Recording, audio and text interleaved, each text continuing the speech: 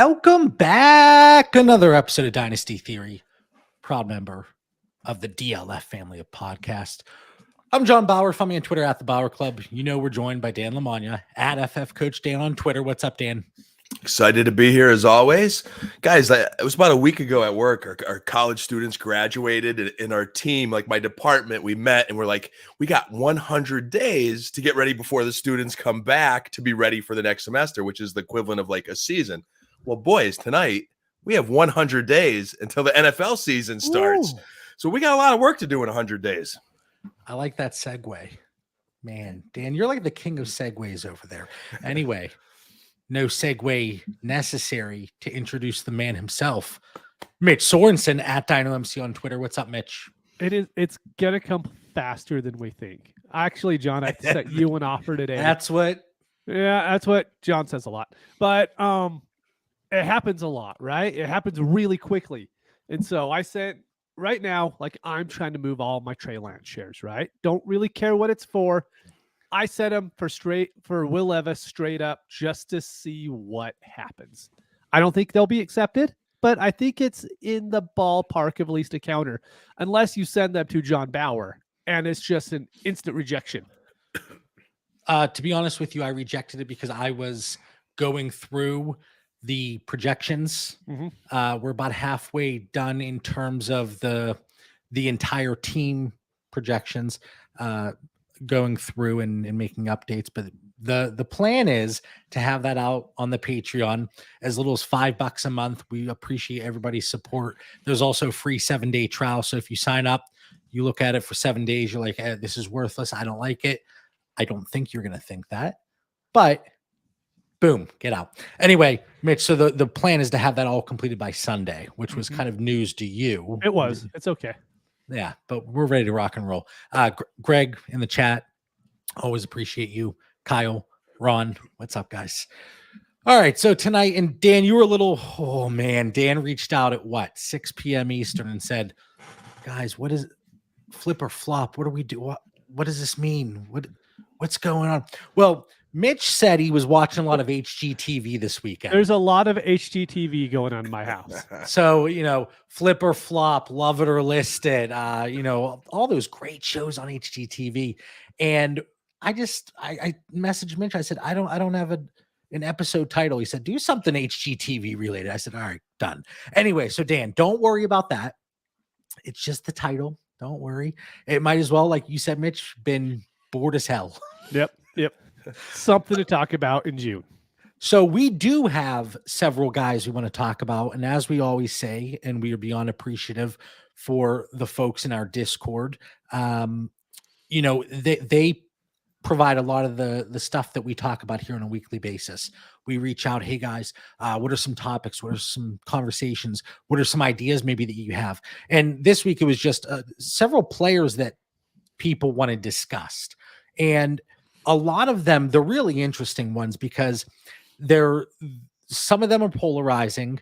Some of them, they are very, there's some new situations.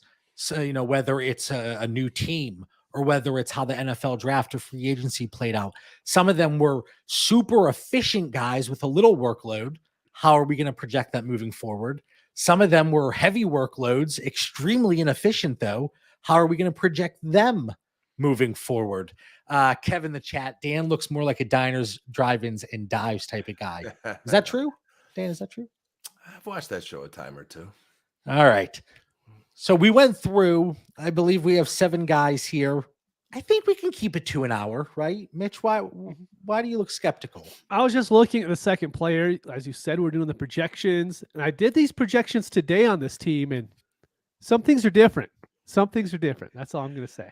They are different. I thought there was some tinkering to be had for the most part. Anyway. So Mitch does the initial run through. I do the quarterback, the team and quarterback, the team levels and the quarterbacks. And then Mitch goes through running backs, wide receivers, tight ends, and we work out everything from there. But I had some changes. Anyway, Chigozia Okonkwo. Chiggy. Mitch. He was hyper efficient here in 2022. He is coming in, according to FantasyCalc, at tight end 13 for dynasty purposes. What are your thoughts on him? And let's look at it through the lens of tight end premium leagues. A lot of the leagues we take part in 2 PPR and or start 2. So what are your thoughts here on Chiggy? For me, I really like him. The reason why I was bringing up the projections is because sometimes, I think of a player like Chiggy and I'm like, he's tight end 10 through 15 and whatever. But when you actually go and look at the Titans don't have anybody to even throw to. I have Traylon Burks, who I think we're all still pretty high on, but completely unproven. Westbrook, I can never see his last name. Kyle Phillips, who knows if he's good. Chris Moore's an afterthought. Derrick Henry doesn't catch a lot of balls. And so just looking at that, this is a kind of tight end. They all get lumped in this tier. This is one that I want to be higher on than everybody else, mainly because he is a guy that could end up being tight end 8 at the end of the year. And if you could just get yourself out of that 10 to 15, jumble that's always there every year in tight end, if you're the guy that could be, he's just right below Hawkinson and Goddard, then you're money ahead on everything else. So for me, I really, really like him. Now, let me ask, the stature is a concern. 6'2". When you look at that and take that into account with his relative athletic score, his RAS is subpar, 6.47. Anything above 7, bare minimum, is what we're looking for. He has the 4.5 240. And I think folks look at him and think, okay, he's a super athletic tight end. And he's athletic, but the 6'2" factor is certainly coming into play. Is there any concern there with the size? No, because we've seen it on the field already. If we haven't seen it on the field, sure, I'll worry about that when the players are coming into the NFL. Once that player steps foot on the NFL and we see what he did last season, then I'm all about it. I could care less what his scores are at this point. He could run a 4.9. Doesn't matter if he's faster than everybody else when he's actually on the football field. Dan? I don't want to discount that concern. I agree with Mitch said, and I'm with Mitch on buy Chiggy. I'm definitely Chiggy with it here, but I think JB, it's good that you are making us question and not, because I think it seems like everybody's Chiggy with it. Like everybody seems to like him in the dynasty community from what I'm kind of gathering. I'm not seeing anything negative. I'm seeing everything all positive. But I try to go back to last year's tight end rankings and thinking, hey, what did I like, or what did I think of these rookies before last year? And Chiggy was much later than the next guy we're going to talk about a few other prospects that are kind of, I think, in this range. But I think the number one thing that Mitch said is his situation. His situation is very attractive right now. I really liked a recent interview they had with him where he's like, I know my role and the expectations of me on this team this year. So he seems to be taking on a prominent receiver role. Mitch is right. Kyle Phillips, I liked him a little bit last year too, but I don't know if he's good or not, or if he's too late in the to be able to play at this level. We'll find out. Westbrook Akini, I don't know. He's got a role, but outside of Burks, this guy looks like the number 2 tight end. And I think after the elite tight ends and this year's top prospects, Chiggy's in that range of the guys that, hey, I want him. If I can't get those guys and I'm going with like, hey, I'm building my roster around 3 tight ends, he's at the cutoff, Chiggy. Like I've got to get one of those guys in his tier. So yes, buying, but JB, I think we do need to be cautious as you're describing there. Like we should, I don't think we just turn our heads to say, hey, Chiggy's awesome and is going to be great this year and he's the guy. I think it's pointing up, but we should be careful. He's one of those guys that you look at it and from an efficiency standpoint in 2022, he popped off the charts. Looking at tight ends with at least 40 targets, 2.61 yards per route run. It was number 1 in the NFL, and that's on 172 routes. So better than Kelsey, Andrews, Goddard, Kittle, everybody. All right. 45 targets, 32 receptions, 449 yards, 3 touchdowns. But is there a concern with that offense in general? Mitch, we've talked about this with Will Levis. Well, if Will Levis gets an opportunity with the way that offense wants to establish the run, and they want everything to go through Derrick Henry, whether it is Will Levis or Ryan Tannehill, are we going to see enough opportunity for Chiggy from an overall team level standpoint? Not just, hey, they have Traylon Burks, Dan Lamagna, and Racey McMath at wide receiver. All right. But is there going to be enough to go around? And is there going to be that touchdown upside? I mean, he had the 3 touchdowns on limited routes here in 2022, but I think it's a little dangerous, and we all do it to an extent, but to extrapolate based on what we saw off of a limited sample size. And again, we all do it. We all do without a doubt. That's my biggest thing when people talk about like running back efficiencies. It's always a running back who gets the ball 20% of the carries and, oh, look at how efficient he is. Then he gets 30% and he's not good anymore. You know, it happens all the time. The one thing that I always go back to with the Titans is I think coaching is the one thing we can't really account for when it comes to this stuff. And the Titans, Vrabel is a good coach. They always produce. I mean, look at their team last year. Their team wasn't good last year, and they still put a product on the field that could at least compete weekly, even with Malik Willis out there, who they like refuse to let throw the ball. So, yes, I think his upside is definitely less than a Hawkinson, Goddard, anybody like that. But he doesn't have to get a lot to end up being tight end 9, tight end 10. And he's so young, and if he proves it, we've seen what people do with young tight ends in Dynasty.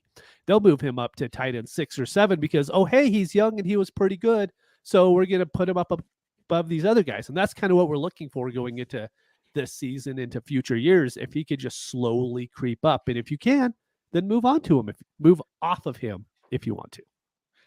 I think this is one of the very interesting teams to watch at the beginning of the year, because last year was kind of like, Mitch, you're right, Coach Vrabel, very good coach, and he just like year in and year out kind of quiets the skeptics.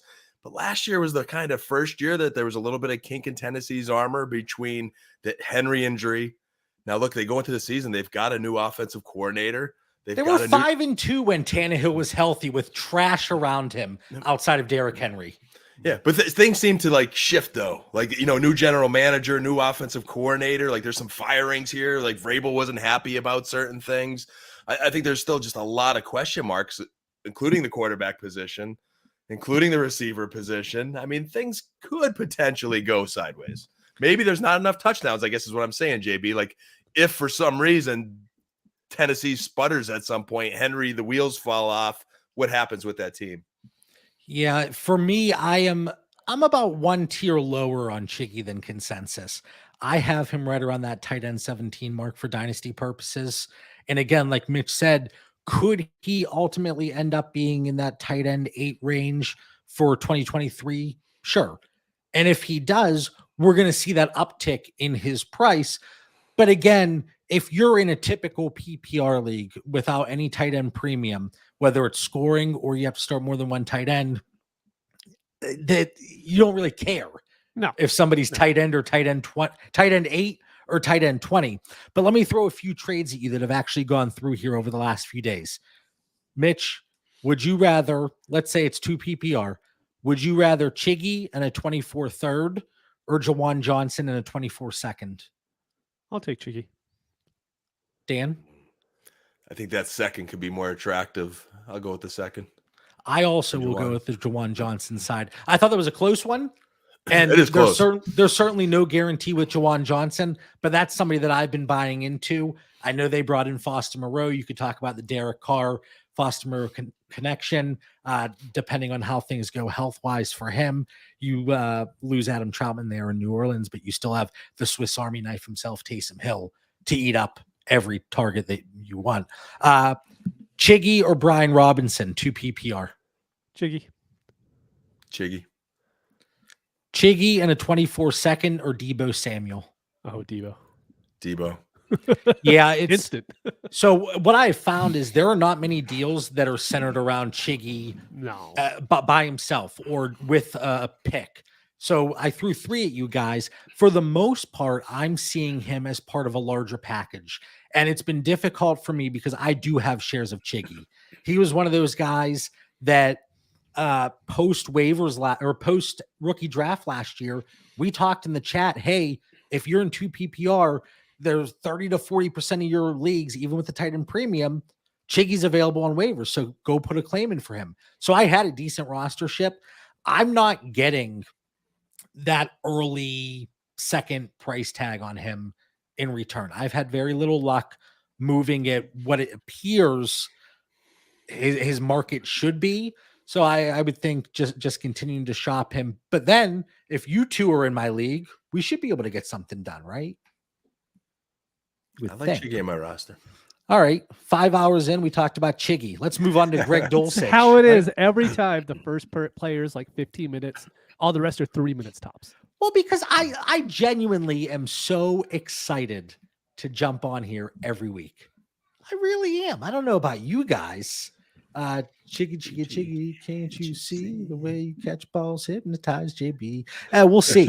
And we probably just lost every subscriber because of that singing. All right. Greg Dulcich. Dan, I'm going to start with you, but let me throw some numbers at you.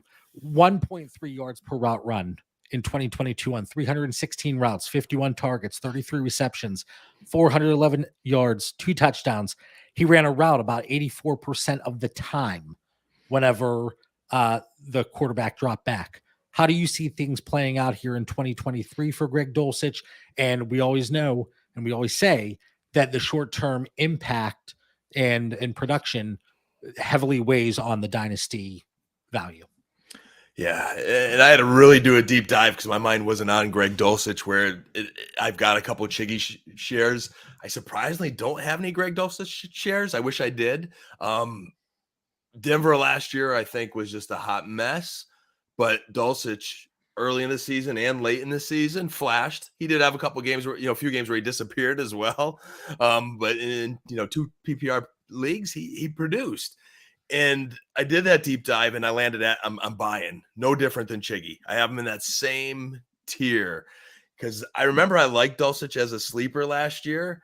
Pre and post mock drafts, I had him as a 3rd-round rookie, and I had him ahead of Chig. I had him right after my boy Jelani Woods in my rankings. And I'm trying not to forget that I liked his college film, and he did flash in the NFL last year, just like Chiggy did, as Mitch mentioned. Like, we saw it on the football field. He did have some good games. I'm a little more maybe skeptical of his role than Chiggy because Denver's got Judy and Sutton, and they draft Marvin Mims. You have a new coaching staff coming in there. They says, hey, we'll see about Greg Dulcich. So I'm hoping that when camp opens up, we get a little vote of confidence from Coach Payton and we see him taking all those first-team reps and making some plays when the pads are on. But I'm definitely a buy. Mitch, what are your thoughts? Because, I think for the most part, people were hyped about Greg Dulcich, but then like Dan said, you have the interview, and I forget the exact blur because this was a month or 2 ago, but it wasn't a glowing endorsement by the coaching staff. And I think that's kind of what drove down the perceived value here. Yeah, I could definitely see it. And for me, it's right now, this time of year, a lot of it has to do with the projections. I hate to keep bringing them up, but I'm just talking about ours. I'm talking about anybody's. The problem is when you go and look at the Denver Broncos offense, you still have Sutton, you have Judy, you have Patrick, you have Hamler. Troutman's going to get work. Alberto, I was going to try to say his last name. I'm like, no, we'll just skip over that. He's still going to get routes. And so, everybody knows I'm not the biggest Russell Wilson fan out there. So for me, I just don't know if there is going to be a price that I'm willing to go out and pay for Dulcich, because I do think that people that have him probably do have a higher value than what I do. And so I'm not going to go out and, I'm going to try to acquire from those people because it's going to be pretty hard to acquire from them, in my opinion, for the price that I'm looking to get him at. So for me, it's not like I'm out on him because I don't like the player. I'm out on him at any value I could probably get him at.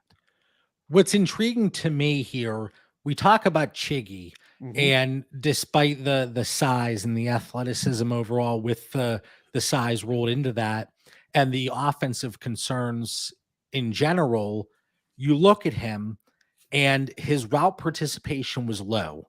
Okay. And then he ran out of the slot 35% of the time. Is Kyle Phillips really going to make a dent there? I don't know. Greg Dulcich, he ranked 5th in route participation for tight ends in 2022. So it's kind of like if you go look at a lot of the conversations on Twitter with George Pickens, like he was on the field. He just wasn't demanding the ball. All right. Greg Dulcich, he's kind of the tight end equivalent of that. He was on the field.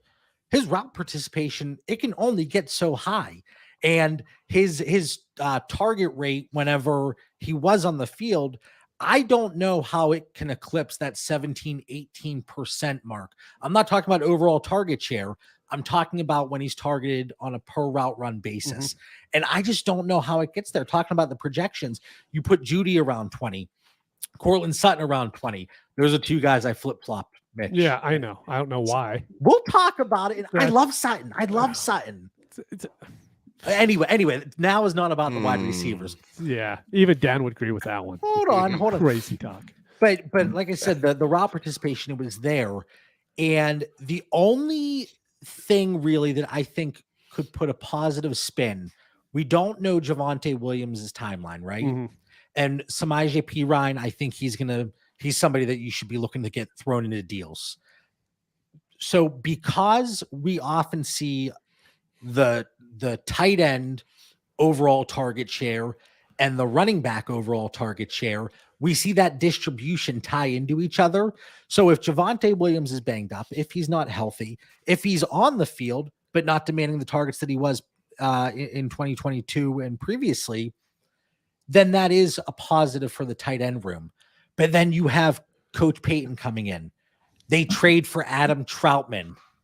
You know, I know it's Adam Troutman, not exactly sexy, but you can tell yourself that narrative and that story. Dan, don't sit there, shake your head. I saw that. He's in there to block. He's bringing in the New Orleans system. Him and Marquise Callaway's on the depth chart there.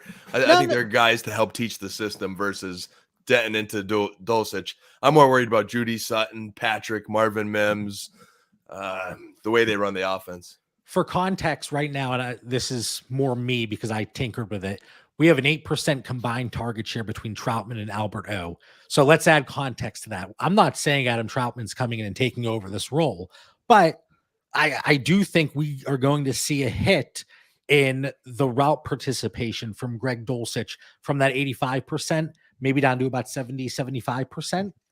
All right. And we don't know what this offense is going to, and the coaching staff's going to think about Albert O.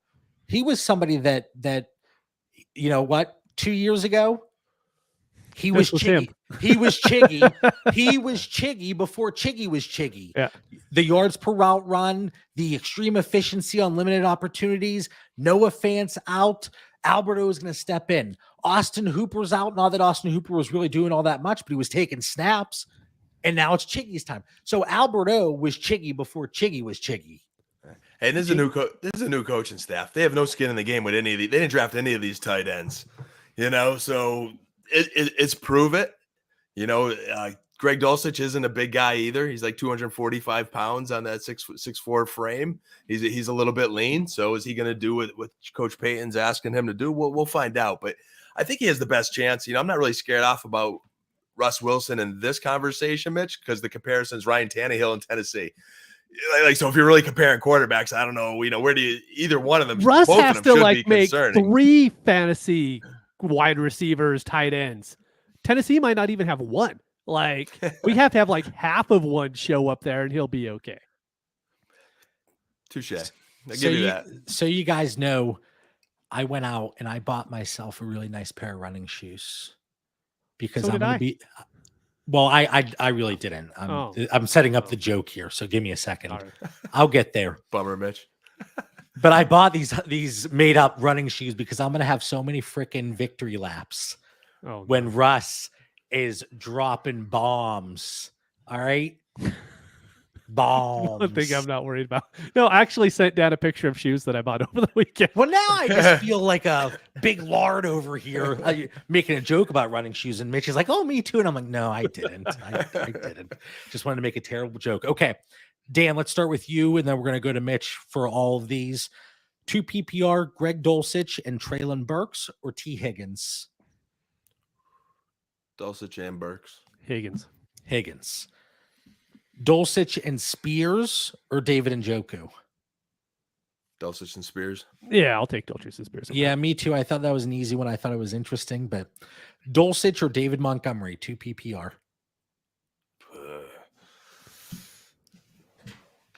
It's a wash. Wait, repeat that one again? Dulcich for David Montgomery. I'll go with Dulcich. 2.0, I'll go with Dulcich. But like, I don't want to. My my tight end room would have to be pretty terrible for me to do it. I actually, out of the three, I thought that was the closest to what value should be. All right. So I probably, given my tight end rooms for the most part, like I have a lot that are built around those mid-tier guys. Like I have 4 or 5 of them. What was that? Trey McBride. A lot of Trey McBride. Don't you worry, baby. He's in this group too. Yeah. He's in the Chiggy Dulcich group. DeAndre's out, Trey is in. Right. But I thought that one for reference was the closest to my value. The other two I thought were fairly easy. All right. Before you shift gears, John, I know Mitch just brought up McBride. My last tight end notes, like the two guys that our listeners were asking about were Chiggy and Dulcich, but I have those two in a group with Jelani Woods and McBride. I think those 4 guys are like a tier to me almost, where they're young, they're talented, they have potential, but they have a lot to prove this year. And all 4 of them have opportunities in their offense. So I think they're 4 guys to really watch and see if you can get them on your dynasty rosters. Jelani Woods. Yeah. No, I was just John's still scrolling on that one. No, I was just over at our Indianapolis projections, just taking a look at our first run through here. But anyway, Najee Harris. Mitch, do I even want to get your opinion, or you do? Okay, let's hear it. Okay, so here is my new take on Najee Harris. I haven't heard this from another soul. To me, he is Ezekiel Elliott now. So what Ezekiel Elliott was at age 25 is what Najee Harris is now at age 25. I see him the same. Once Zeke lost his speed to break away from tackles, Najee's never had that, right? But as far as how they're going to be used in that offense, I think it's going to be used a lot in the same way. So if you look at Najee and you're like, I can deal with this price point if I could get another 3 years just like what Zeke had, and I think that's really attainable for Najee Harris. And so for me, I'm more willing to buy now than I ever was previously once I started really thinking about it, because improved O-line, that offense should just be better by Pickett having 1 more year. You give him 2 or 3 more touchdown opportunities, all of a sudden we're seeing a different tube for Najee Harris compared to last year. And you have to remember, I mean, the efficiency metrics were horrendous. So when I kicked off the show, I said there's going to be several guys we're going to talk about tonight where they were uber efficient, didn't get the most volume. Then guys that got a lot of volume and weren't extremely efficient. Najee Harris is there. He is a very volume dependent back. It is Najee Harris and Jaylen Warren. Can Jaylen Warren withstand enough of the punishment there to take a bulk of the work? I don't think so. But is a 70-30, 60-40 split in the cards? I think so. But like Mitch said, I do believe we see a little bit more efficiency from Najee Harris. And as long as we still get not so much the involvement in the passing game from 2 years ago, because I think that ship has sailed, but just a little bit more than last year. And you got to remember, he played with that plate for how many weeks last year? And I don't have the splits between the before and after, but I would be interested to see that. Maybe I'll dig that up here after the show. But for Najee Harris, for me, running back 12, I really see him as neutral in terms of a buy or sell. So if I have him, if I don't have him, either way, I'm testing the market. I'm seeing what league mates are willing to pay or maybe willing to move off of him because they're seeing all these efficiency metrics. And I see the comment from Jay. Najee looked indecisive last year. Yeah, you can. There was the comment that he was a plotter. He was a little elusive, not really. Yeah. But again, you look at the production, you look at the age, you look at the profile. Ezekiel Elliott, that's the profile. Don't hate on it, Dan. Well, a far lesser prime, when he was in his prime. Yeah, we're not counting age 22, 23. we're sticking with 25 here. I think it's different, though. I think Najee is the perfect example of a player that was dealt a bad hand, and he's gotten all these stereotypes and labels where if you really just zoom out and look at the bad quarterback play he had, the bad O-line play he had, the injuries he had, I mean, Barry Sanders isn't going to find many running lanes in that. Now all of a sudden, this Did team we just is, get a Barry Sanders and Najee Harris comparison on I'm Dynasty saying, Theory? you know, there's no holes to run. There's no holes to run. You know, there's no lanes. But all of a sudden, last year, especially towards the end, Pickett started evolving a little bit. You know, getting a little more maturity. The O-line started to gel a little bit more. Najee started getting healthy, and he started flashing again. And now you have this offseason where we expect Pickett and that passing offense to take the next jump, to take, you know, pressure off the passing game. The running game's, you know, going to be better through the improved O-line. He's still playing for a contract in a couple of years. Like, we haven't seen his best year. We know that contract year is always a prize one. I think you're going to get a few good years out of Najee. So now's the time to buy before it's too late and he does become Ezekiel Elliott, as Mitch is, you know, eventually alluding to. I'm going to start calling Dan in sync. Bye. All right, well, let's talk about some rapid fire here. Mitch, let's start with you.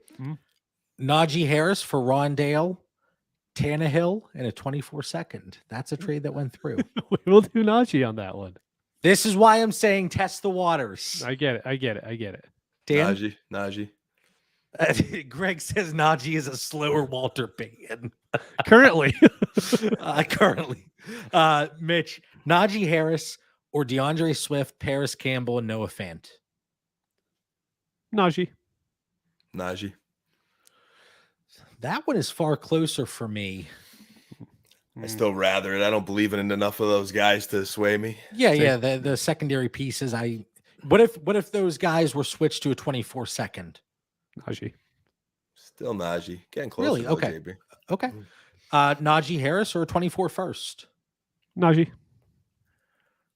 we know what that first is good projecting as? But that's the thing. Like, if you're trading for Najee, you have to assume it's a competing team, in my opinion. That's what I'm saying. So if we're seeing a running back for a first swap, you'd like to think it's not going to be 101, 102. You know, a better chance than not that it is a play. And that's kind of how I've been in the Discord in every conversation. I have been looking at it whenever a 24 first is involved. And it's so easy to say, not just with running backs, but yeah, I think this is going to be a late 24 first. Let's divide it into 3 buckets, okay? Do we think there's a better chance that it makes the playoffs? Do we think there's a better chance it doesn't make the playoffs? Is it an absolute dumpster fire? Because even teams on paper that look super stellar, it's going to be a late. That could easily turn into 109 or 110. Easily. So I know we want to think every first we're giving away is late, but I think categorizing it into those 3 buckets, and if you're evaluating your team, and you can easily do that over at dynasty-daddy.com. I'm not kidding. I am on that website constantly. I am on there constantly because you can do the power ranks. You can sort it by whether it's KTC, FantasyCalc, Dynasty process, but there's all kind of good stuff over there. So go check it out. Najee in a 4th or Cam Akers in a 2nd? Oh, Najee. It's close though. What are you doing over there, Dan? Was that a book or what? No. I was the iPad. I made a note, a little reference for me for something I want to do tomorrow related to Dynasty. I always get ideas during this show too, you know? I know. The whole Dynasty Daddy reference there just was a good reminder. All right. I would go Najee there for the record as well. All right, Christian Kirk coming in wide receiver 37. I said the last Najee was a neutral. I had to sell for Chiggy at his current cost. I'm buying Christian Kirk. Yeah. Wide receiver 37. I know Calvin Ridley is there, and I know, he's making plays, and every day of practice, there's things that he can do that no other receiver can do. That's what these beat reporters are out there saying. But Christian Kirk goes from the lead receiver there for a blossoming offense under Doug Peterson. And now he's certainly underappreciated. Wide receiver 37 after what he did last year. If, does he have a wide receiver 1 ceiling? Probably not. Is he going to be top 12? No.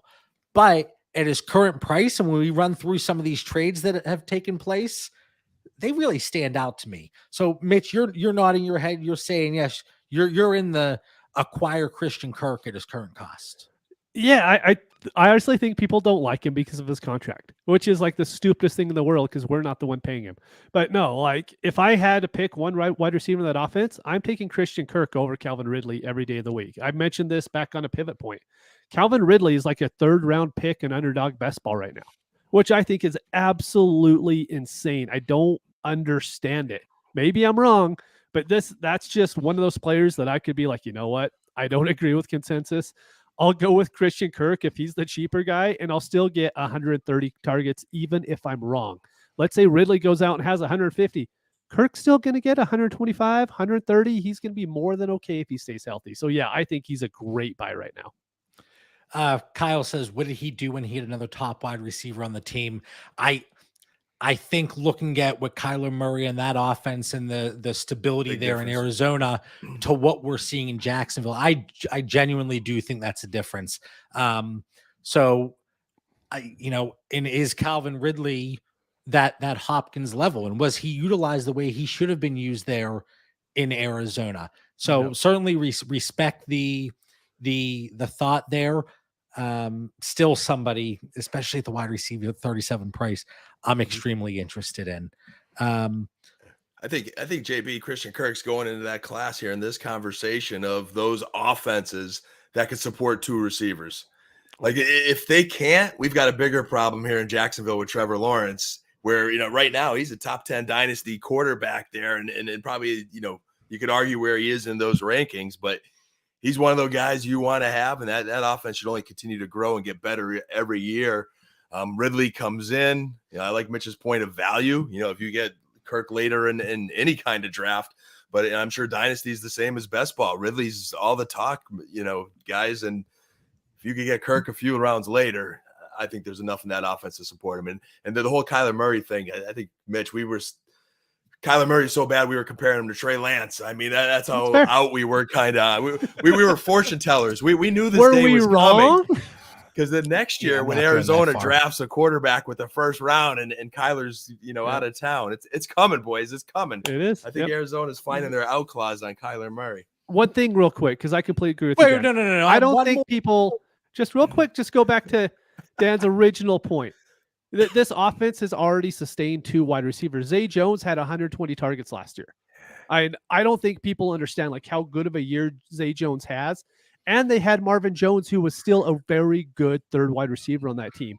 So more than likely, Ridley will go in, get a little bit more work than Jones had, and Zay Jones will go in, and then now Zay Jones will be the new Marvin Jones, and he'll get a little bit less. But I think that offense will be completely fine feeding multiple fantasy wide receivers. So we don't think, I'm still caught up on this. We don't think that, let's say the Cardinals draft Caleb Williams, Kyler's starting somewhere else. And is that necessary? Still don't want him. Still don't want him. Yeah, I don't want those top 12 seasons. I don't want them. My point is Kyler Murray could run, but he couldn't support 2 receivers, which was the point in the chat there. Yeah, versus Trevor Lawrence will support 2 receivers. But then you go on to say, well, he's in trouble because they're going to draft a quarterback. So be it. He'll be out. And no one will give him the money Arizona gave him. Then there you heard it. Kyler Murray's going to be bagging groceries once they draft Caleb Williams. There'll be some foolish team that'll take a shot at him. Replaceable by that 2nd team. Oh, my God. He could be the next Tannehill. Hey. Tannehill. Wait, isn't Tannehill kind of maybe Jared Goff? Is Jared Goff now the kind of like the poster child of moving on from a 1st round draft pick, going and doing something with another team?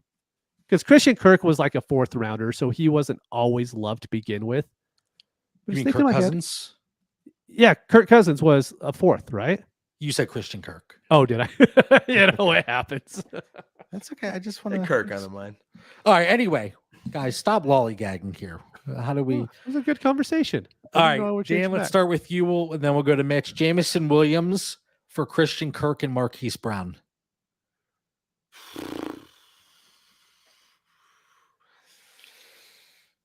You're hesitating here. Oh, Jamison Williams is so polarizing. I have such mixed feelings on him, but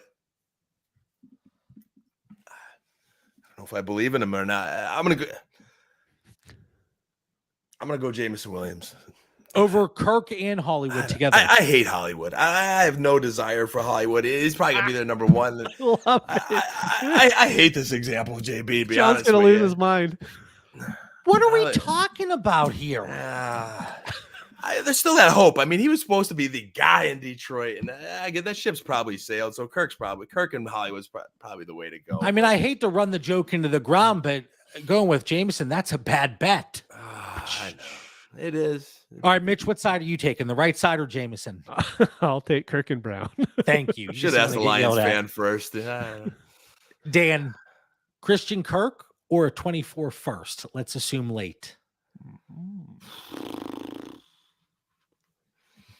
Man, as much as I just hammered Kirk, I still don't. Still not acquiring him. I like those first round picks sound nice, but if it's gonna be late, I like next year's draft. I tell you that. Can we get an answer? Give me the first. Mitch? Oh, I completely agree. He's wide receiver 35 right now. If I can move wide receiver 35 for a first, I'm doing that in every league.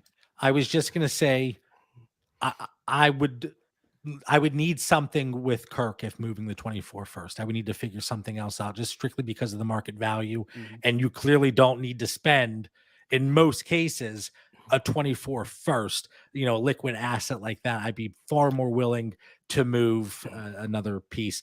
Dan, Christian Kirk in a fourth, or Joe Mixon and Odell Beckham?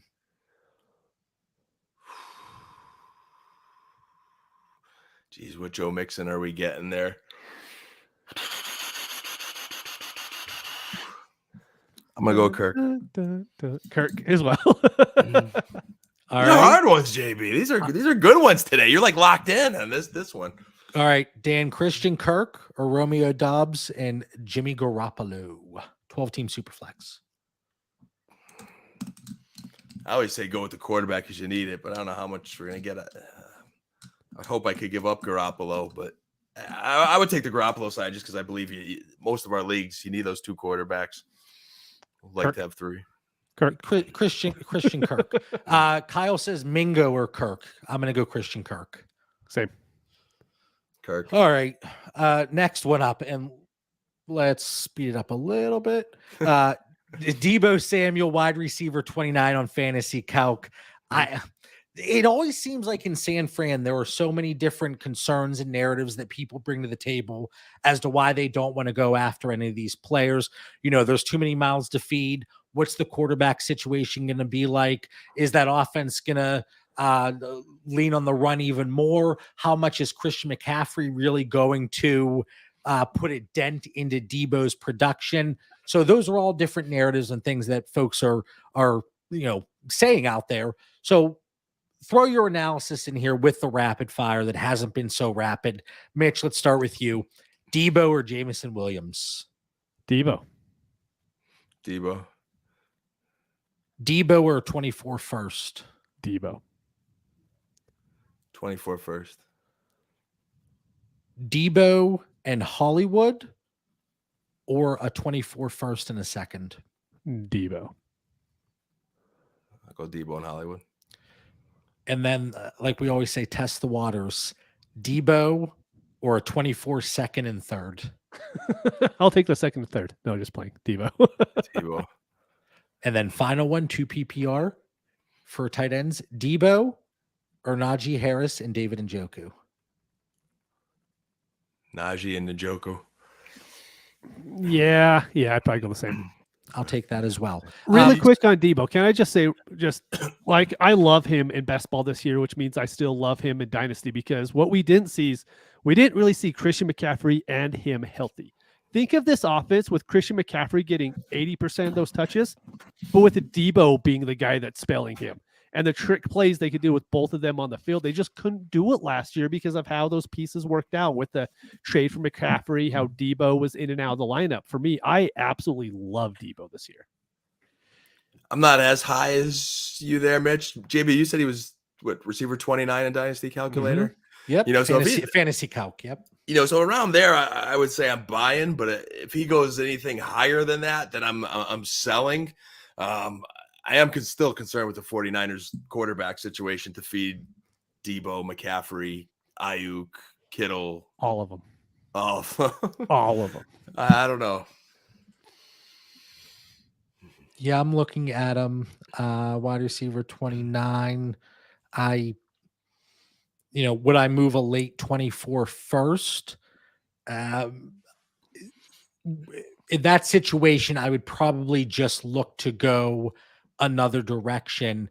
And we don't necessarily need to go out and move our first right now if we don't think the price is right. Mm-hmm. And when we talk about that, actually, the last player that we're going to talk about, two of the trades are trades I was involved in over the last 2 days.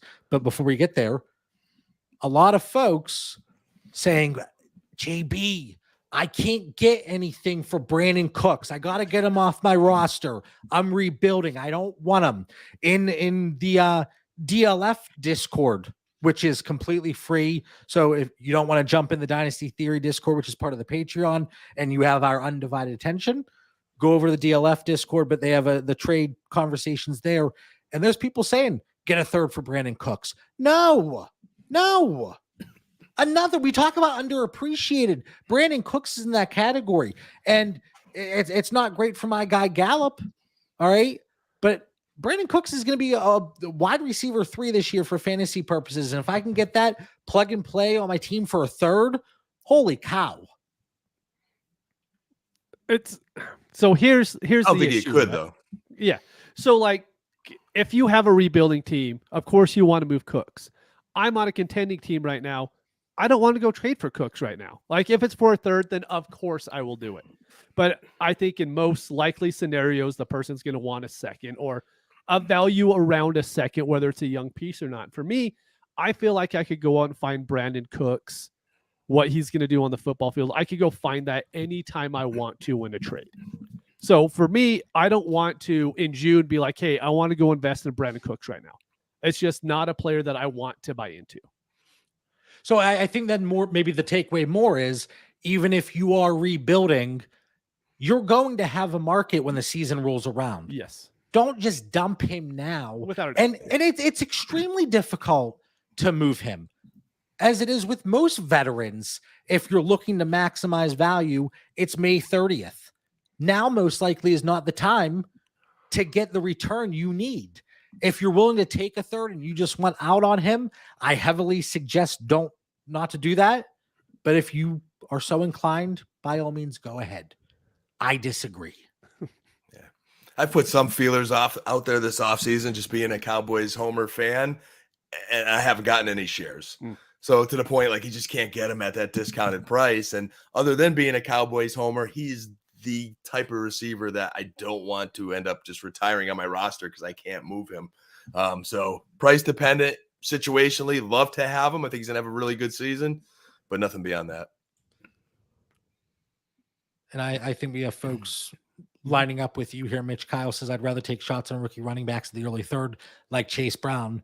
And I like Cooks. And you know what? That's fair. That's fair. But so here are some trades. And this isn't me digging, trying to cherry pick.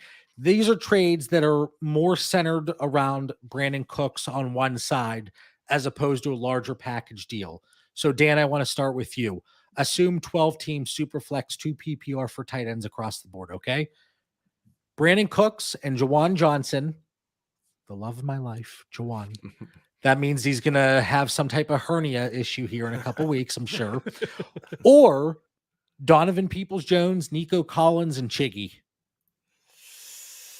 Cooks and Jawan Johnson. Chiggy's not enough to move. The rest of the guys are ocean bottom. I really like Nico Collins. I'm going with Nico. Ooh, I'm going to take Cooks and Jawan. I know. All right, Dan. Cooks and Mike Williams or DeAndre Hopkins? Cooks and Mike Williams. Yeah, I like that one. Yep. 2 for 1. They're all old. Brandon Cooks and Darnell Mooney, or a highly coveted 2025 second round pick? 20 to it's too long for me, JB. You know I can't wait. Give me the players. Same. And then Brandon Cooks or Jamal Williams? I think Cooks. It's a fair trade.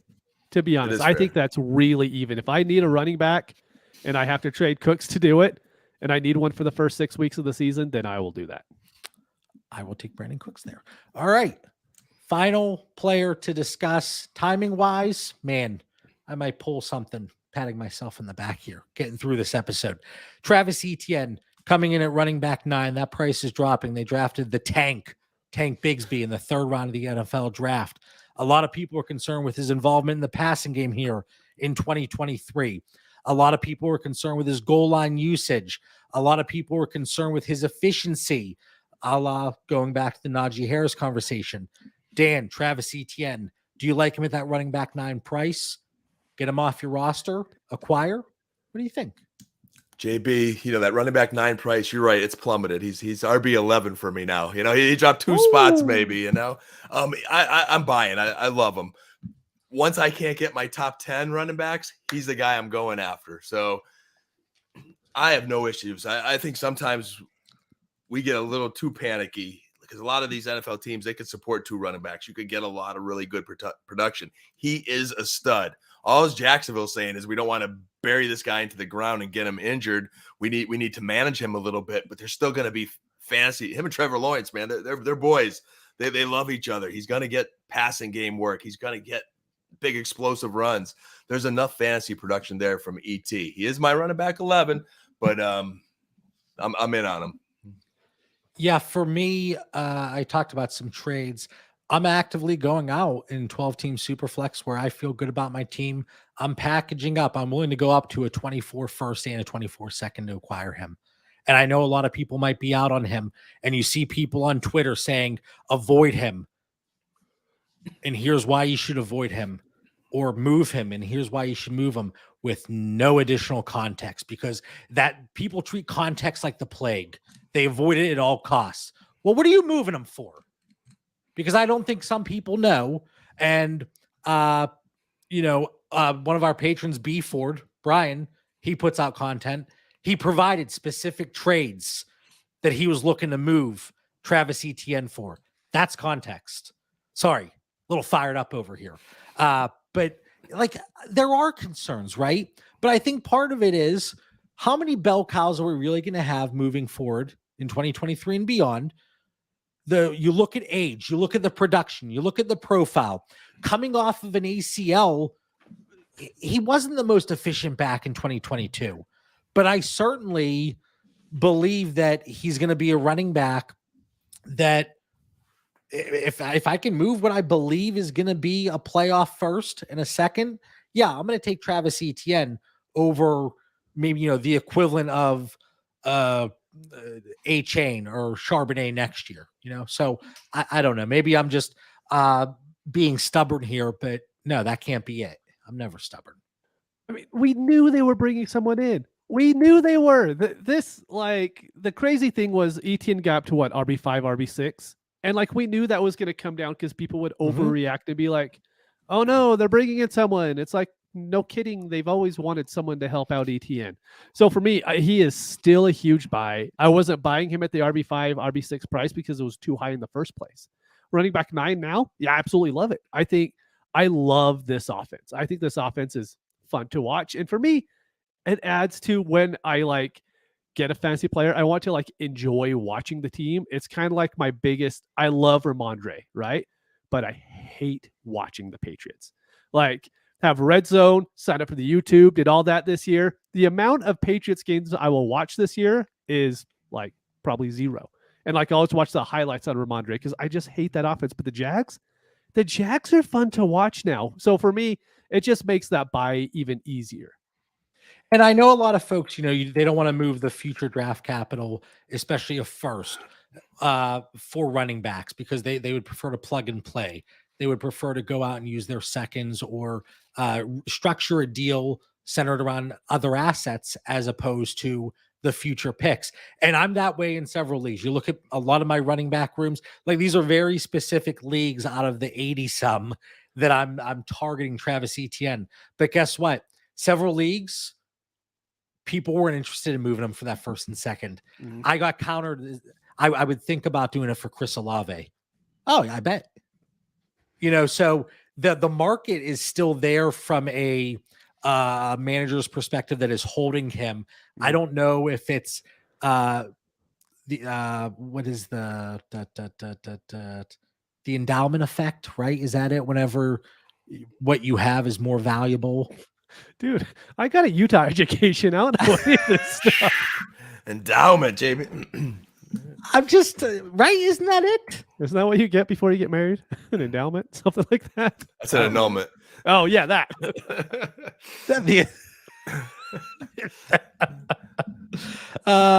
It describes how people tend to value items that they own more highly than they would if they did not belong to them. Yes.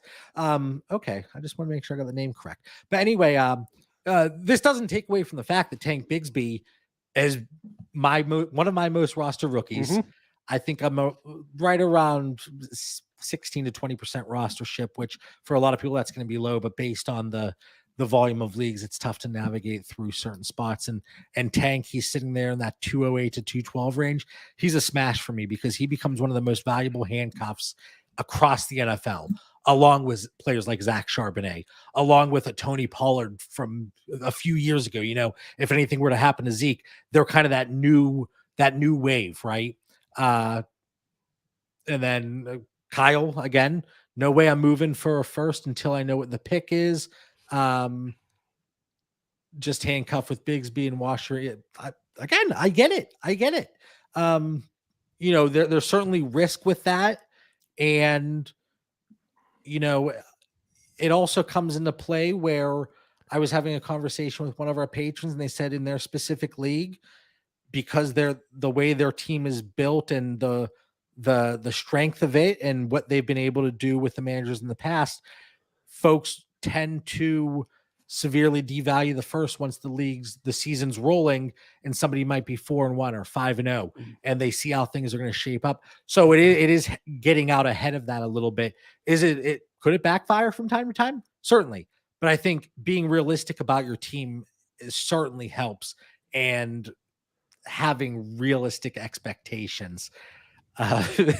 Endowments and annulments, family law 101 tonight.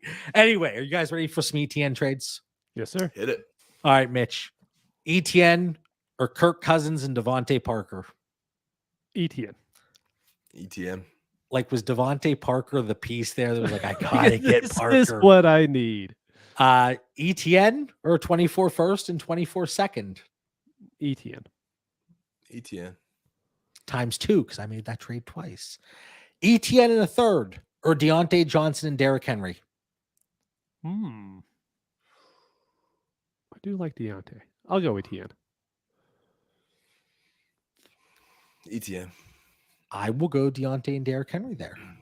And then ETN and Donovan Peoples-Jones or Jameson Williams. Jameson's popping up a lot tonight. It's not even about Jameson Williams. Or Jameson Williams and DeAndre Swift. Ooh.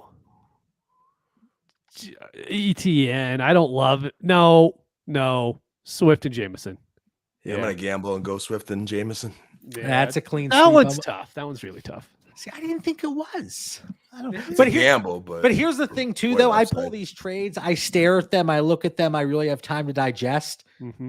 You guys don't see these. No.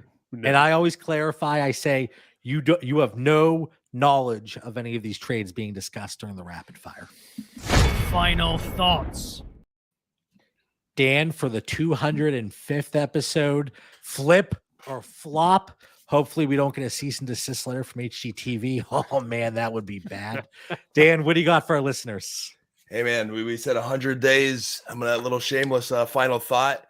As you get ready to maybe buy a fantasy football magazine, as you're old school like myself, remember the Pro Forecast magazine. My rankings, not number one in the Fantasy Nation rankings this year, but they were fourth. So we're starting to get a little bit of a trend here.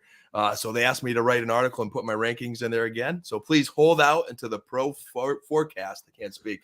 Pro Forecast magazine comes out. There you go. Dude, I like that's how- awesome. I like how love hanging Dan out says for it. shameless plug. Shameless. Dan and Dan- shameless. Yeah. Dan has no shame. No, the only thing I was going to add is, now it's time. Find the players that you like for the upcoming season and slowly try to get them. Sometimes trades in Dynasty, we know they could take a long time and it's painful. But if there's a player you really like, sometimes it just makes it worth it. Like for me right now, I love ETN. I love Chiggy. I'm still willing to go out and get Jameson Williams on a lot of teams, but just go find the players that you like. It just makes fantasy so much better when it's not like, oh, this player has X value, I'm going to go trade for it. Just get players that you like. That's okay too. Keep the fun in it. John completely disagrees with that take. It's not okay, but whatever. No, I listen. It should be fun, kind of. In a way. As I pull out my hair every single Thursday, Sunday, Monday, pretty much every day. Anyway, hopefully everybody enjoyed tonight's episode. A little bit different, but certainly interesting going through and picking some of the players that were dropped in the Discord. We always appreciate the topics that are thrown at us. Next week we will have a special announcement. Been doing some things behind the scenes, already announced to our patrons, but a little something. So next week is gonna be fun. If you enjoy the show, check us out. Dynasty Theory FF, Twitter and Instagram. Check out the Patreon. A lot of extra content. Like I said, we're working through the projections. Mitch, you better have everything done in the next hour. Really putting you to the test. For Mitch Sorensen, Dan Lamagna, I'm John Bauer. Thanks for joining and have a fantastic week.